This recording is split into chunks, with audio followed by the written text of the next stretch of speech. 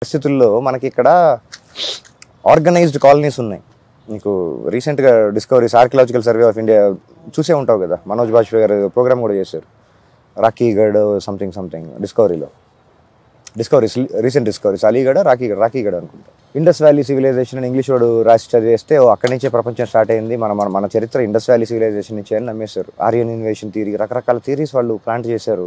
అవన్నీ డీబంక్ చేసి with evidence పెట్టినా కానీ జనాలకి తీసుకోవటానికి డైజెస్ట్ చేసుకోవడానికి ఇబ్బంది. ఎందుకంటే 2000 సంవత్సరాల స్లేవరీ, అంటే ఈ 400 సంవత్సరాల పక్కన పెట్టేస్తే మొత్తం కలిపి టోటల్గా 2000 సంవత్సరాల స్లేవరీలో బతికి, పావర్టీలో బతికి, అజ్ఞానంలో బతికి సడన్గా జ్ఞానం చూస్తే భయం వేస్తుంది. ఆ జ్ఞానం అందుకని కొంచెం దూరంగా ఉంది. దాన్ని రకరకాల పేర్లు పెట్టి సంస్కృతం దేవభాష, వేదిక్ లిటరేచర్ అంతా దేవుళ్ళు, దయ్యాలు, రిలీజియన్, రకరకాల పేర్లు ట్రాన్స్లేషన్ చేసి ఇష్టం వచ్చినట్టు. ఆ రోజుల్లో కూడా ట్రోలింగ్ ఉండేది బ్రో.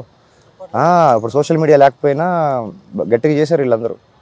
మీ యూట్యూబర్స్ లాగా అక్కడ కూడా ఉండేవాళ్ళు, మ్యాక్స్ మిల్లరు, మెకాలే, జేమ్స్ మిల్లరు, మంచి ట్రోలర్స్ ఉన్నారు. ట్రోల్ చేసి పడేశారు ఇండియన్ కల్చర్ని, ట్రెడిషన్ని ఇష్టం వచ్చినట్టు చింపి పారేశారు. ఆ ఏరుకొని అరకొర నాలెడ్జ్లో ఆక్పాక్ కరేపాక్ తెలియని జనరేషన్లో బతుకుతున్నాం. దాన్ని కలియుగం అంటారు. సో మీరు కూడా అదే ట్రోలింగ్ల నుంచి మళ్ళీ వైరల్ అవుతున్నారు ఇప్పుడు. మరి గుడ్ క్వశ్చన్. మనది ఒక బతుకేనా కుక్కల వలె నక్కల వలె, మనది ఒక బతుకేనా సందులలో పందుల వలె. తర్వాత ఎవరు రాశారు ఇది? నేను కాదు, శ్రీశ్రీ గారు. చెప్తున్నారు ఇప్పుడు కాదు, చాలా సంవత్సరాల క్రితం. అంతవరకు చాలు. ఆయన అప్పుడే రాశాడు. నేను నా ఎక్స్టెన్షన్ విత్ డ్యూ రెస్పెక్ట్స్ అని, మనది ఒక బతుకేనా కుక్కల వలె పందుల వలె, మనది ఒక బతుకేనా సందులలో పందుల వలె అని కనీసం నా edition with due respects to Sri Sri గారు అని కనీసం ఆలోచించటానికి కూడా అర్హత లేని సొసైటీలో బతుకున్నందుకు సిగ్గేస్తుంది నాకు, బతుకుతున్నందుకు. అది నా వర్షం. ఓకే, మీరు అందరికీ రెస్పెక్ట్ ఇస్తారు. రెస్పెక్టా? ఓకే, రెస్పెక్ట్ ఇస్తారు కదా మీరైతే అందరికి. రెస్పెక్ట్ ఇచ్చేది పుచ్చుకునేది కాదు bro, you need to earn it. Okay, ఇదిగో రెస్పెక్ట్ తీసుకో అంటే ఇచ్చేది కాదు, you need to earn it. Okay, so మొన్న ఇచ్చింది ఏందో మరి, ఏదో అమ్మాయి పైన మీరు ఎగపడి మేకప్ వేసుకొని వచ్చినావు. నాకు ఎగ్జాక్ట్ లైన్స్ నేను ఏం మాట్లాడాను నువ్వు విన్నావా? విన్నా, వీడియో చూసి నేను మాట్లాడుతున్నా. అదే నువ్వు అన్న మాటలు. ట్రాఫిక్ ఇబ్బంది, ట్రాఫిక్ సమస్యలు అవుతున్నాయి ఇక్కడ, వాళ్ళని ఎందుకు రెచ్చగొడుతున్నారు అనే పర్సెప్షన్లో మీరు మాట్లాడినారు. అది ఒక 22 నిమిషాల వీడియో ఐ థింక్ యూట్యూబ్లో కొంచెం వైడ్లీ అవైలబుల్. నేను ఎంటర్ అయిన దగ్గర నుంచి ఎగ్జిట్ అయ్యేదాకా టోటల్గా ఒకసారి చూసి నేను ఏం మాట్లాడాను, నా ఉద్దేశం ఏంటి, నా మాటలు ఏంటి. I'm not even taking a single word back. I stand by my every word. పక్క ఉంటారు కదా మీరు. సో అదే రోజు ఆ కుమారి ఆంటీ తీసేసిన రోజు, బండి తీసేసిన రోజు నేను అక్కడే ఉన్నా. మీరు అదే రోజు ఇట్లా పోలీస్ వాళ్ళతో మా మీడియా మాట్లాడుతుంటే మీ పిచ్చికుంట్ల మీడియానో సంథింగ్ ఏదో మాట్లాడుకుంటూ పోయినారు ఆ రోజు. అట్లాంటి మాటలు నా నోట్లోంచి రావు. పిచ్చి లిటరల్లీ చెప్తున్నాను. మీరు ఆ మాట ఎందుకంటే మీరు తొక్కల జర్నలిస్ట్ లో సంథింగ్ ఏదో మాట్లాడారు, కావాలంటే పక్కకి వెళ్ళి తీసుకోండి, నడి రోడ్డు పైన పోలీసులు నిలబెట్టని చెప్పి అనుకుంటా వెళ్ళారు. కాంటెక్స్ట్ లో ఏదో పదం వచ్చి ఉంటది కానీ ఈ పదం అయితే నాకు రాదు, నాకు పలకడం కూడా రాదు. నేను ఎందుకంటే నేను అక్కడే ఉన్నా కాబట్టి నేను ఇట్లాంటి పదం అయితే నేను వాడలేదు. అట్లాంటి దగ్గర సౌండ్లు వచ్చి ఉంటాయి. ఆపరేషన్ థియేటర్లో చేయరిగింది అనుకో, లోపలికి వెళ్తే వాళ్ళు సాఫ్ట్గా పొలైట్గా నీకు నచ్చినట్టు ట్రీట్ చేయరు. షార్ప్ ఆబ్జెక్ట్స్ తోటి షార్ప్గా కోసి షార్ప్గా పని చేస్తేనే పని జరుగుద్ది అక్కడ. అంతమంది ఎర్రి గొర్రె లాంటి జనాల మధ్యలో ఏమండి మీ వల్ల ఇక్కడ ఇబ్బంది అవుతుందండి, కొంచెం ట్రాఫిక్ కొంచెం క్లియర్ చేయండి అంటే కనీసం రీచ్ కూడా అవ్వదు. కొన్ని షార్ప్ వర్డ్స్ వాడాల్సి వస్తుంది. అక్కడ పని జరిగింది కదా, అప్పుడు ఒక్కొక్కసారి షార్ప్గా వాడాల్సి వస్తుంది. దాంట్లో లోక కళ్యాణం కోసం అలా జరిగిపోయింది. దానివల్ల తప్పేంటి ఒప్పేంటి అంటే రిజల్ట్స్ చూడండి. జనాలు కూడా వింటుంటారు, చూస్తుంటారు కదా. కమెంట్స్ చదవండి. నేను ఎన్ని తప్పులు మాట్లాడాను, నా ఇంటెన్షన్ ఏంటి, నా పర్పస్ ఏంటి, నా ఇంటెన్షన్ ఏంటి ఒకసారి వెరిఫై చేయండి. ఆ అమ్మాయి ఎవరో నాకు తెలీదు, ఆ మేకప్స్ గురించి నాకు ప్రాబ్లం లేదు, కాంటెక్స్ట్ అది కానే కాదు. ఆ అమ్మాయి మైక్ పెట్టుకొని ఒకటే క్వశ్చన్, అదే స్మైల్ తోటి ఫుడ్ ఎలా ఉందండి, కూర ఎలా ఉందండి, ప్రపంచానికి అవసరమా ఇప్పుడు? ఏడేమన్నా ఫస్ట్ టైం వండుతుందా, ఫస్ట్ టైం జరుగుతుందా? అదే క్వశ్చన్ అదే ఆన్సర్ చెప్పి ట్రాఫిక్ని ఇంకొంచెం అడిషనల్గా బ్లాక్ చేసి ఆ కెమెరాలో కనపడటానికి వెనకాల సొంగ గార్చుకుంటూ 20-30 మంది వెయిట్ చేస్తున్నారు కెమెరాలో కనపడటానికి. అరే నేను కుమారి ఆంటీ దగ్గరికి వచ్చా చూడు టీవీలో కనిపించడానికి అని చెప్పడానికి వచ్చిన 20 మందికి వాళ్ళ వెనకాల ట్రాఫిక్ వెనకాల ఉన్న 50-100 మంది ఒకసారి చూస్తే ఆ వీడియోలో తెలుస్తుంది మీకు. ఓకే. వాళ్ళందరికీ ఒక్కొక్కరికి పేరు నా చెప్తే అర్థం కాదు, అది ప్రాక్టికల్గా వర్కౌట్ అవ్వదు. Okay done bro. మీరు ఇక్కడ హైదరాబాద్లో గత 20 years నుంచి ఇక్కడ ఉన్నారు హైదరాబాద్లో? 27-29 years నుంచి నా బేస్ ఇదే. ఓకే 27 years నుంచి ఉంటున్నారు. అంటే గత ప్రభుత్వం ఎలా ఉంది, ఇప్పుడు వచ్చిన కాంగ్రెస్ ప్రభుత్వం ఏ విధంగా ఉంది? వచ్చి కూడా 60 days అవుతుంది కాంగ్రెస్ ప్రభుత్వం. డెవలప్మెంట్స్ విషయానికి వస్తే అలాగే మీరు యాజ్ ఏ అర్థమైపోయి ఉంటుంది కదా మీకు కూడా. ఓకే, అంటే ఇప్పుడు ఏం ఎక్స్పెక్ట్ చేస్తారు నా దగ్గర నుంచి ఆన్సర్? మీరు ఏం చెప్తారో అది ఎక్స్పెక్ట్ చేస్తున్నాం. ఓకే, మన తెలంగాణ, ప్రస్తుతం నేను కూడా తెలంగాణలో ఉన్నాను కాబట్టి, so I belong to both the states. తెలంగాణలో ఉన్నాను కాబట్టి మన తెలంగాణ ప్రభుత్వంలోని హోమ్ మినిస్టర్ పేరు చెప్పు. తెలంగాణ ప్రభుత్వంలో మహమ్మద్ అలీ హోమ్ మినిస్టర్. ఇప్పుడు ప్రెసెంట్ హోమ్ మినిస్టర్ పేరేంటి? ప్రజెంట్ హోమ్ మినిస్టర్ లేడు ఇంకా. కాంగ్రెస్ పార్టీలో హోమ్ మినిస్టర్ నేను సిగ్గు లేకుండా ఎలా చెప్తున్నావు బ్రో? 60 రోజులైంది గవర్నమెంట్ ఫామ్ అయ్యి, హోమ్ మినిస్టర్ లేడు అని అదే స్టేట్ లో నువ్వు కూడా. ఇప్పుడు హోమ్ మినిస్టర్ ఉన్నట్టు నాకు ఇప్పుడు ప్రూఫ్ చూపిస్తారన్నా మీరు? హోమ్ శాఖ ఖాళీ ఉంది ఇంకా. అదే నేను చెప్తున్నా, ఖాళీగా ఉంది. 60 రోజులైంది గవర్నమెంట్ ఫామ్ అయ్యింది, హోమ్ మినిస్టర్ సీట్ ఖాళీగా ఉందని సిగ్గు లేకుండా చెప్తున్నావు. అట్లాంటి ప్రభుత్వంలో ఉన్నాం మనం. ఓకే. పక్కన ఇంకో స్టేట్ ఉంది. ప్రపంచం మొత్తంలో క్యాపిటల్ లేని స్టేట్ ఏది అంటే గర్వంగా చెప్పాలా, సిగ్గుపడతా చెప్పాలా నాకు తెలియట్లా. అలాంటి అద్భుతమైన కలియుగంలో ఉన్నాం మనం ఇప్పుడు.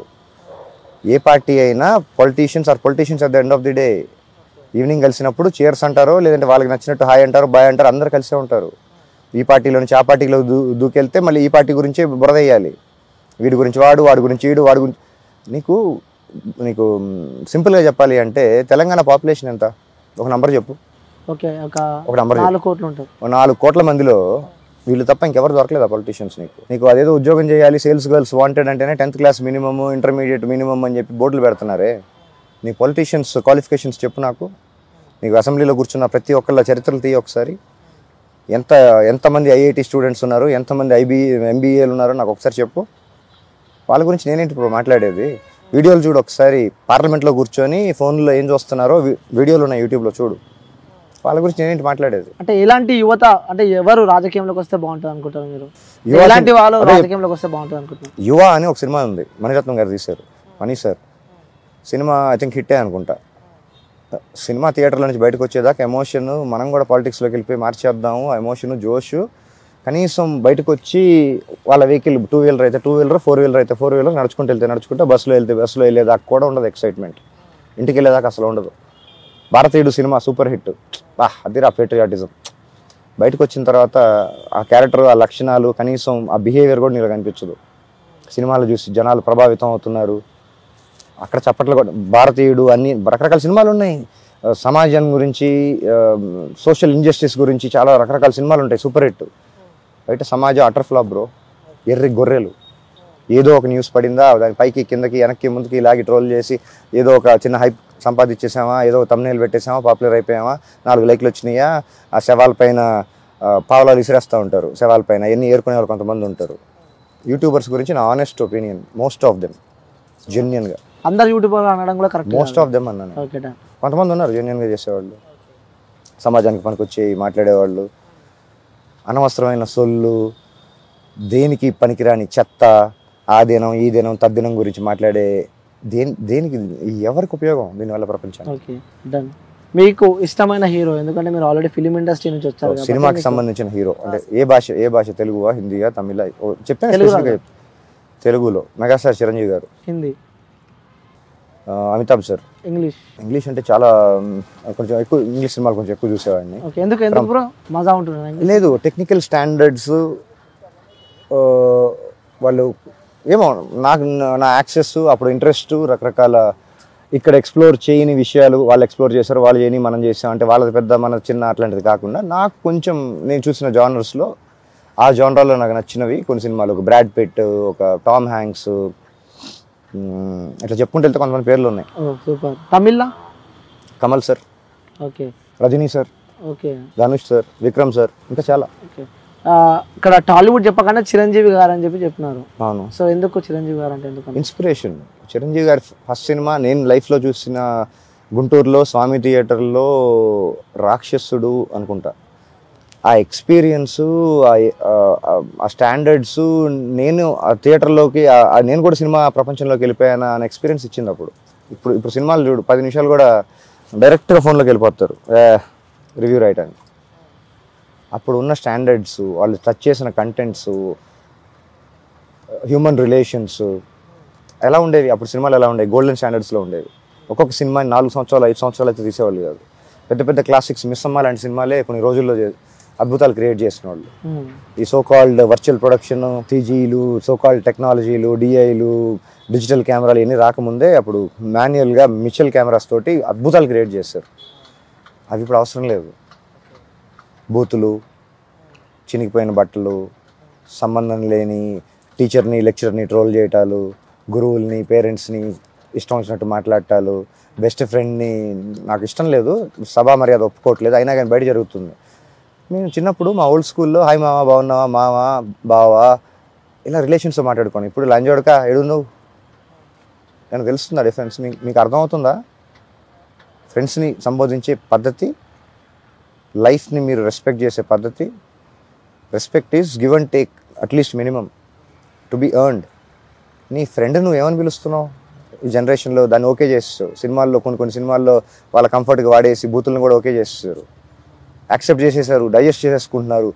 అమ్మాయిలని బ్రో, హాయ్ బ్రో దగ్గర ఏంటేంటో జరుగుతున్నాయి మిరకిల్స్. నాకు అర్థం కావట్లేదు. అవుట్డేటెడ్ కదా, ఓల్డ్ స్కూల్ కదా, నాకు అర్థం కావట్లేదు. ఇంకోటి బ్రో, నేను కొన్ని పొలిటీషియన్స్ పేరు అలాగే సినిమాల పేర్లు చెప్తా. సో వాళ్ళ పేరు చెప్పగానే ఫస్ట్ మీకు గుర్తుకొచ్చేవాడు చెప్పండి. నా ఒపీనియన్ నా మైండ్లోకి వచ్చింది చెప్తాను, చెప్పండి. దాని వరకే నేను అకౌంటబిలిటీ ఉంటాను. చెప్తే వాళ్ళ పర్సనల్ లైఫ్ని జడ్జ్ చేయటము, okay, done sure. I don't even have the right. I don't judge anybody, and I don't let anybody judge me. Good bro. Pawan Kalyan garu, Essential for the society, need of the hour. So next Rajinikanth garu, God for ఒక cinema god mode, Rajini mode అని కొన్ని ఉన్నాయి. ఆ inspiration ఆయన వేరే. ఆయన నాకు తెలిసి ఆయన ఒక యోగి, ఒక మహర్షి. ఓకే, బాలయ్య బాబు, జై బాలయ్య. చూసారా మూవీ? యా తొడగొడితే ట్రైన్ వెనక్కి వెళ్ళటం అంటే ఈ క్రిస్టఫర్ నోలన్ కూడా అర్థం కాని విషయం. అది బాలయ్య బాబుకే వర్కౌట్ అవుతుంది. ఓకే, పైసా వసూలు ఒకసారి చూడండి. That is Balayya. నాకు తెలిసిన బాలయ్య అంటే I don't get into his personal thing, but then on screen I love his energy, I love his whatever thing he does, I love it. Super. Junior NTR, next super star for the millennium అనుకుంటున్నా. Okay, so రీసెంట్గా వచ్చిన యువ హీరోలలో మీకు ఎవరంటే ఎక్కువ ఇష్టం? Like అంటే ఇప్పుడు కొంచెం అంటే ఈ మధ్యలో ఒక 5, 6, 7 ఇయర్స్ నుంచి కొంచెం బాగా హైలైట్ అయిన విజయ్ దేవరకొండ అయితే ఏంది, లేకపోతే ఇంకా మన జాతిరత్నాలు నవీన్ పొలిశెట్టి అయితే ఏంది, వీళ్ళ వర్షన్కి వస్తాయి. I think both are good actors, both are good performers, and ఇద్దరికి పొటెన్షియల్ ఉంది. అంటే ఎవరి లీగ్లో వాళ్ళు ఇద్దరు, ఐ థింక్ వాళ్ళు కాంపిటీటర్స్ కాదు వాళ్ళు. I think Vijay is doing fantastically in his own league, and even Naveen. Both are good performers and future. Okay, done. ఇప్పుడు పొలిటికల్గా ఆలోచించి చెప్పండి, పొలిటికల్ వైజ్ చెప్పండి. YS Jaganmohan Reddy garu. Get real bro, అంటారు. గెట్ రియల్ అని అంటున్నా. ఇంకా రియల్గా అంటున్నారా? ఓకే, సో నెక్స్ట్ మళ్ళీ అడుగుతున్నాను, యాజ్ ఏ పొలిటికల్గా చెప్పండి. పవన్ కళ్యాణ్ గారు. ఎసెన్షియల్ ఫర్ ది ఇప్పుడు ఆపరేషన్ లేకుండానే మోకాళ్లకు ప్లాస్మా ట్రీట్మెంట్. మీ ఆర్థోపెడిక్ సమస్యలన్నిటికీ రోబోటిక్ టెక్నాలజీ ద్వారా తక్కువ ఖర్చుతో శాశ్వత పరిష్కారం. Free consultation. ప్రతి ట్రీట్మెంట్ పై 20% డిస్కౌంట్. ఈ ఆఫర్ కొద్ది రోజులు మాత్రమే. త్వరపడండి. V9 hospitals 9281465842.